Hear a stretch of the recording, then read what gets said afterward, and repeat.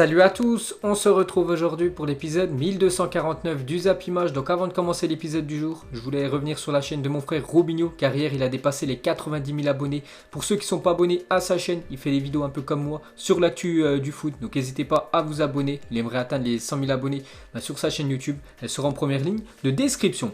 Donc on commence nous aujourd'hui avec la Coupe de la Ligue anglaise. Et on commence avec l'équipe de Chelsea qui jouait contre l'équipe de Barnsley hier. Et gros succès des Blues, 6-0 pour l'équipe de Chelsea. On peut voir tous les buteurs, Abraham buteur, Barclay buteur, Giroud buteur et un triplé de Kai Havertz, la nouvelle recrue de cette équipe de Chelsea. Chelsea l'a acheté quand même 80 millions d'euros plus 20 millions d'euros bonus, quasiment un transfert à 100 millions d'euros. Hier il a été ultra décisif, l'attaquant allemand, en inscrivant un triplé. Donc premier triplé pour Kai Havertz hier soir avec Chelsea et même premier but pour lui avec sa nouvelle équipe. Donc il est reparti avec le ballon du match. Vous savez, quand tu inscris un triplé dans le monde professionnel, tu peux repartir avec le ballon du match. Et normalement, toute ton équipe signe ce ballon. Donc on continue les gars avec Thiago Silva. Lui aussi, c'était une première pour lui. Donc pas premier but, mais première titularisation pour l'ancien Parisien. On peut voir que ça a été un match plutôt tranquille, vu que son équipe s'est imposée 6-0. Et pour finir avec Thiago Silva, il portera le numéro 6 en Angleterre. Et pour finir sur cette rencontre, on va parler d'Olivier Giroud. Donc entré en jeu à la 70e minute, l'attaquant français n'a eu besoin que de 11 minutes pour inscrire un but, toujours présent pour faire taire ses détracteurs. Olivier Giroud, on sait que du côté de Chelsea, en attaque, il y a beaucoup de monde. Et malgré ça, Giroud arrive toujours à marquer un but, même en étant remplaçant en début de match. Très bien pour lui. Ensuite, on continue avec les autres rencontres hier soir en Carabao Cup. On commence avec Everton qui s'est imposé 5-2 du côté de Fleetwood. Donc Everton s'est imposé aussi 5-2 il y a quelques jours en championnat. Et encore un gros succès pour l'équipe de Everton. On peut voir le doublé de l'attaquant brésilien Richarlison. Et pour finir avec cette Coupe de la Ligue anglaise, on termine avec le choc Leicester, Arsenal et c'est les Gunners qui sont venus s'imposer 2-0 du côté de Leicester. Un but contre son camp d'un joueur de Leicester et un but de Nketiah. Donc Arsenal s'impose et se qualifie pour les huitièmes de finale de la Cup. Donc parfait pour Arsenal. Et depuis 6 matchs, donc c'est carton plein pour les Gunners parce que sur leurs 6 derniers matchs, toutes compétitions confondues, c'est quand même 6 victoires. Ils ont commencé le championnat avec 2 victoires. Ils ont gagné le Community Shield il y a quelques jours. Donc tout va bien actuellement pour les Gunners. Et pour finir avec cette Carabao Cup, sinon un petit coup d'œil à tous les autres résultats de la soirée d'hier. On peut voir le gros succès de Newcastle 7-0 à l'extérieur. On peut voir aussi la qualification de Fulham, Burnley ou même Brighton. Ensuite, cette fois-ci, on va parler de la Coupe d'Europe car hier, il y avait 3 autres matchs des barrages de Ligue des Champions. On peut voir que la Gantoise s'est inclinée 2-1 à domicile contre le Dynamo de Kiev, 3 partout pour l'équipe de Molde et belle victoire de l'Olympiakos 2-0. Donc les matchs retour auront lieu semaine prochaine. Ensuite, on va parler de la Super Coupe d'Europe car elle a lieu ce soir en Hongrie du côté de Budapest. Donc le Bayern, vainqueur de la Ligue des Champions contre Séville, vainqueur de l'Europa League 1. Énorme choc ce soir. Donc le Bayern est arrivé à Budapest en Hongrie. Ce soir, le club défiera le FC Séville pour tenter de remporter un nouveau trophée cette saison parce que la saison dernière, c'est quand même déjà 3 trophées pour l'équipe du Bayern Munich, le championnat, la Coupe d'Allemagne et la Ligue des Champions. Donc le Bayern, une année à 6 trophées, pourquoi pas, parce que déjà les 3 trophées que j'ai dit sont déjà obtenus. Donc la Super Coupe d'Europe, c'est ce soir, donc peut-être un nouveau trophée pour l'équipe du Bayern. La Super Coupe d'Allemagne qui aura lieu le 30 septembre prochain, donc la semaine prochaine, peut-être le 5e trophée pour l'équipe du Bayern, bien sûr s'il gagne aussi celui de ce soir. Et la Coupe du Monde des clubs en décembre prochain, donc peut-être carton plein pour cette équipe du Bayern, si elle gagne tous ces trophées encore disponibles. Ensuite, on continue avec ce match ce soir. On peut voir normalement les compos probables de ce choc Bayern-Séville. Donc côté Bayern, c'est quasiment l'équipe qui avait joué la finale de Ligue des Champions contre le Paris Saint-Germain. On peut voir le retour de Benjamin Pavard sur le côté droit. Donc en attaque, Lewandowski, Müller en 10, Sané à gauche, Serge Gnabry à droite. Donc Kingsley Coman, buteur de la finale de la Ligue des Champions, n'est pas là ce soir. Donc Kimmich et Goretzka en numéro 6. Grosse équipe ce soir pour l'équipe du Bayern. Et côté FC Séville, on peut voir Rakitic, normalement titulaire ce soir, l'ancien Blaugrana, maintenant du côté du FC Séville. On peut voir que Banega n'est pas là, vu qu'il est parti en Arabie Saoudite. Donc normalement, les deux compos seront celles-là pour le choc ce soir. Et on va terminer avec Diego Carlos, l'ancien Nantais, maintenant défenseur du côté du FC Séville. S'est fait tatouer le but qu'il a inscrit et qui a offert l'Europa League à Séville le mois dernier. Même si son retourné acrobatique a été contré par un joueur de l'Inter Milan, c'est grâce à son geste technique que l'équipe de Séville inscrit ce but. but, donc il l'a tatoué sur son mollet droit. Et pour finir avec cette Super Coupe d'Europe, donc l'UEFA dévoile le ballon qui sera utilisé lors de la Super Coupe d'Europe qui se disputera ce soir entre le Bayern et Séville. 10 enfants soutenus par la fondation UEFA verront leur dessin sérigraphié sur ce ballon. Donc ça sera ça, le ballon ce soir, pour ce match. Ensuite, on va parler d'une autre rencontre ce soir, et ça concerne une équipe française qui joue un match important pour se qualifier pour la future Europa League. Donc c'est l'équipe de Reims qui se déplace en Hongrie. Donc Reims se déplace une fois de plus. C'était déplacé la semaine dernière en Suisse du côté du Servette, victoire 1-0. Et ce soir, c'est du côté de Fehervar. Donc ça sera le deuxième tour pour cette équipe de Reims. Donc s'ils gagnent ce soir, ils joueront les barrages pour pouvoir disputer la future Europa League. Ensuite, officiel, les 3 nommés pour le titre de joueur UEFA de la saison 2019-2020 a été dévoilé hier. Et on a le choix entre Kevin De Bruyne, Robert Lewandowski et le gardien allemand Manuel Neuer.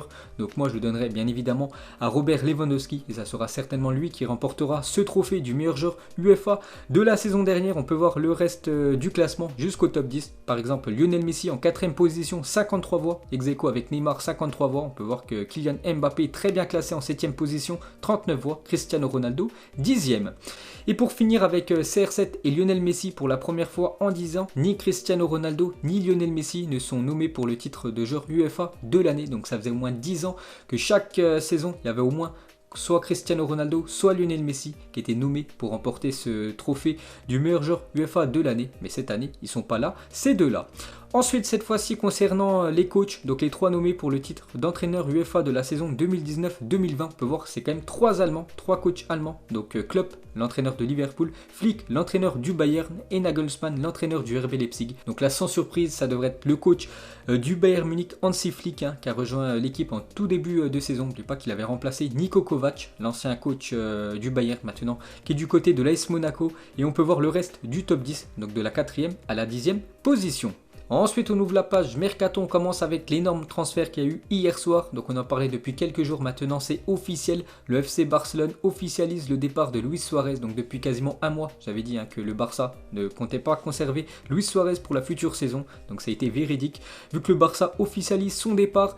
Donc du coup, il reste en Espagne et il va du côté de l'Atlético Madrid. On a beaucoup entendu la rumeur Juventus, mais du coup c'est Morata qui a signé du côté de la Juventus. Et du coup, Luis Suarez reste en Espagne, direction l'Atlético Madrid. Donc Suarez et Colchoneros, très bonne recrue pour cette équipe de l'Atlético.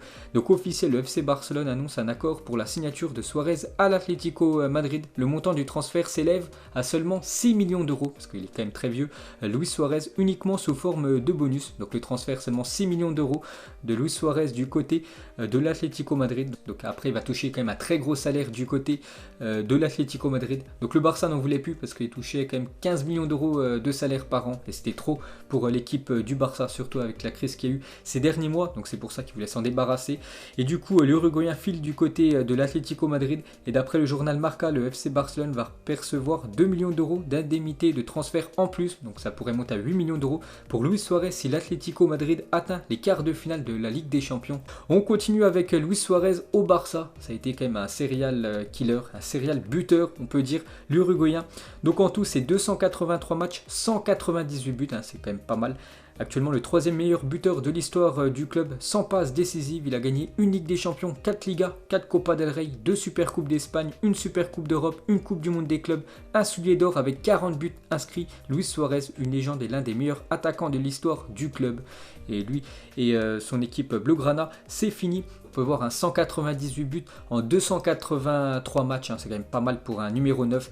Donc en 3e position derrière Lionel Messi, lui 634 buts avec l'équipe du Barça. Léo Messi, 2e position, César 232 buts. Et du coup Luis Suarez s'en va avec 198 buts inscrits avec les Blaugrana. Ensuite, regardez la une journal Mundo Deportivo, donc un journal spécialisé sur l'équipe du FC Barcelone. Au revoir tueur, donc adios killer, en parlant de Luis Suarez, un sacré numéro 9. Donc Luis Suarez a dit au revoir à ses coéquipiers à la Ciudad Esportiva, donc c'était hier. Il a quitté le centre d'entraînement en larmes, donc il a fondu en larmes Luis Suarez pour son dernier entraînement du côté du FC Barcelone. Donc aujourd'hui, il rejoint l'équipe de Madrid, peut-être premier entraînement aujourd'hui pour lui avec sa nouvelle équipe. Ensuite, cette fois-ci, on va parler de Lionel Messi qui peut l'avoir mauvaise par rapport à la direction du FC Barcelone, parce que vous savez que Lionel Messi voulait quitter cette équipe du Barça il y a quelques semaines. et la direction du Barça pour conserver Lionel Messi. Donc déjà, ils l'ont bloqué et ils lui ont dit qu'il allait avoir des sacrés renforts du côté du club Blaugrana pour essayer de gagner des trophées la saison prochaine, parce que cette saison dernière, ça a été une saison blanche pour cette équipe du FC Barcelone. Mais on peut voir qu'on est pour l'heure bien loin des renforts espérés pour le Barça et attendus par Lionel Messi. Et surtout, il y a eu pas mal de départs de joueurs cadres. Donc déjà, Luis Suarez, qui est un grand copain de Lionel Messi. On parle aussi de Ivan Rakitic et Nelson Semedo, donc des joueurs cadres qui ont quitté le club. Et pour l'instant, niveau arrivée, il y a juste une Trincao, Pjanic, Matheus Fernandez et Pedri. Donc c'est quand même très pauvre le recrutement actuellement du côté du FC Barcelone. C'est pour ça que Lionel Messi est un peu mauvaise par rapport à la direction du Barça, qui lui avait promis qu'elle allait avoir quand même des bons joueurs qu'à l'arrivée du côté du club. Donc ça sent encore une saison très compliquée pour les Blaugrana, la saison qui arrive. On va finir avec la MSN. Donc du coup il reste plus qu'un joueur de ce trio légendaire. Il reste plus que Messi, vu que Neymar a rejoint l'équipe du Paris Saint-Germain il y a déjà 3 ans, et Suarez a quitté hier cette équipe du Barça pour rejoindre l'Atlético Madrid. Donc n'oubliez pas que la MSN peut être l'un des meilleurs trios de l'histoire du football, a marqué quand même 364 buts, toutes compétitions confondues au cours de leurs 3 saisons ensemble. C'est quand même incroyable, hein, plus de 364 buts sur 3 saisons. Donc en 2014-2015, 122 buts à eux 3 trophées remportés par l'équipe du Barça. 2015-2016, 131 buts, la plus belle saison pour ces 3-là. 4 trophées remportés par l'équipe du Barça. Et 2016-2017, avant le départ de Neymar, donc 111 buts et 2 trophées pour l'équipe du Barça. Ensuite, on continue avec cette équipe Blaugrana. Officiel, Ansu Fati signe un contrat avec l'équipe première du FC Barcelone, l'empêchant maintenant de jouer avec l'équipe B. Donc il est obligé de jouer en équipe première, il ne peut plus jouer en équipe B, sinon il y aura des sanctions financières pour cette équipe Blaugrana. Sa clause libératoire passe du coup de 170 millions d'euros à 400 millions d'euros si une équipe est intéressée pour s'offrir Ansu Fati, le jeune crack espagnol. Et pour finir avec lui, donc fini le 31, Ansu Fati change de numéro et portera désormais le numéro 22 du côté du FC Barcelone, l'ancien numéro de Nelson Semedo. Lui qui file du côté de Wolverhampton, et c'est officiel, on en parlait depuis quelques jours, c'était très chaud mais toujours pas officiel, maintenant c'est officiel, le défenseur portugais Semedo quitte le FC Barcelone et signe à Wolverhampton contre 35 millions d'euros. Donc c'est stade du côté du Barça pour un latéral, 124 matchs, 2 buts et 6 passes décisives. Donc il était plutôt bon quand même Nelson Semedo, mais voilà, le Barça cherche un autre profil à ce poste.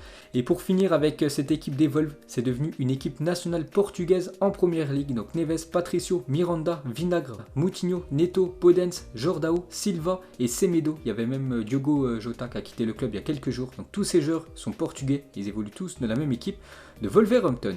Ensuite, pour remplacer Nelson Semedo, donc on en parle depuis quelques jours, lui aussi ça devrait se faire très prochainement, c'est l'arrivée de Dest, tout pour le Barça, en une Journal Sport aujourd'hui. Donc Serginho a annulé l'offre qu'il avait du Bayern, parce que le Bayern veut signer ce jeune défenseur néerlandais, mais du coup le joueur, dès qu'il a appris que le Barça était intéressé par lui, il veut absolument signer du côté de l'Espagne. Le Blaugrana a déjà un accord de principe avec le joueur, donc ça devrait se faire très prochainement.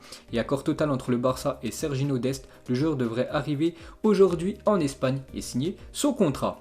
Ensuite, on revient sur l'équipe de Wolverhampton, serait tout proche de faire une offre pour Douglas Costa, le joueur de la Juventus, le Brésilien. Donc c'est pas un Portugais, mais peut-être un Brésilien du côté de Wolverhampton. Ensuite, cette fois-ci, on va parler de l'arrivée d'Edouard Mendy à Chelsea, tant attendu par les supporters des Blues, sera officialisé ce jeudi, annonce Frank Lampard. Donc il a dit ça en conférence de presse hier, après la victoire 6-0 de son équipe Chelsea en Carabao Cup. Donc cet après-midi, ça sera officiel, Mendy du côté de Chelsea. Donc l'équipe de Rennes va devoir trouver son remplaçant. Il pensera à un autre Sénégalais. D'après France Football, l'international sénégalais Alfred Gomis, 27 ans, Dijon va devenir le nouveau gardien du Stade Rennais. Donc moi, vous savez que Dijon, c'est une équipe que je suis beaucoup. Et heureusement qu'on l'a, les gars, Alfred Gomis. Donc ça sera un très bon gardien, je pense, pour l'équipe de Rennes pour cette future saison. Et Dijon, du coup, va recruter le gardien parisien Jarison Innocent, 20 ans, pour en faire son numéro 2, donc normalement le numéro 1, après le départ déjà de Runarsson du côté de Arsenal. Gomis certainement du côté de Rennes, donc ça sera lui certainement le futur gardien du DFCO. Ensuite, on va parler d'Angel Di Maria, écope de 4 matchs de suspension pour avoir craché en direction d'Alvaro González lors du Classico Paris Saint-Germain-Marseille. Donc il s'en sort bien quand même, Angel Di Maria, même s'il n'a pas touché le défenseur marseillais, le geste est là, il a voulu cracher dessus. Donc du coup 4 matchs de suspension pour lui. Donc Di Maria, il a fait une déclaration, il a dit: il faut assumer, j'ai commis une erreur, la sanction est méritée avec tout ce qui se passe avec le Covid, je comprends, ils m'ont dit qu'ils avaient écouté mes arguments, normalement ça aurait dû être entre 7 et 10 matchs, mais du coup il a bien expliqué son geste, il a pris seulement 4 matchs. Le joueur argentin Donc pour finir avec les suspendus côté Paris Saint-Germain. Donc Paris Saint-Germain, le retour des sanctionnés, parce que lors du match contre l'Olympique de Marseille, 3 joueurs du Paris Saint-Germain ont pris un carton rouge. Donc du coup, retour de Neymar, Paredes et Abdou Diallo, Reims-Paris Saint-Germain ce week-end. Donc Angel Di Maria va louper lui le match contre Angers, Nîmes, Dijon, Nantes et le match contre Rennes. Et Kurzawa, on peut voir aussi les matchs qu'il va louper, parce que lui avait pris 6 matchs, le défenseur gauche du PSG. Et pour finir avec Angel Di Maria, il a parlé de Lionel Messi. La première chose que j'ai envoyée à Lionel Messi lorsque j'ai découvert qu'il ne voulait pas continuer à Barcelone, c'est une capture Instagram où je lui disais comment le PSG pourrait jouer avec Lionel Messi. Parce que vous savez qu'il y a quelques jours, Léo Messi a fait une déclaration, il voulait quitter cette équipe du Barça. Donc dès qu'il a pris ça, Di Maria, il a envoyé une capture à son collègue argentin Lionel Messi en le mettant dans l'équipe et comment le PSG pourrait jouer avec Lionel Messi s'il venait à signer du côté du Paris Saint-Germain. Et pour finir ce Zap Image, on termine bien évidemment avec le match ce soir de Super Coupe d'Europe entre l'équipe de Séville et l'équipe du Bayern Munich. Mettez-moi un prono en commentaire. Donc moi je pars directement sur une victoire du Bayern, même si Séville, on sait que c'est costaud en Coupe d'Europe, surtout en Europa League. Le Bayern, c'est au-dessus de tout le monde cette année. Donc je vais partir sur une victoire 4-1 du Bayern ce soir en finale de Super Coupe. Donc voilà les gars, la fin de ce Zap Image 1249. Donc si ça vous a plu, un petit like et je vous ferai l'épisode 1250 demain. Donc moi je vous laisse et je vous dis à la prochaine comme d'habitude. Ciao à tous.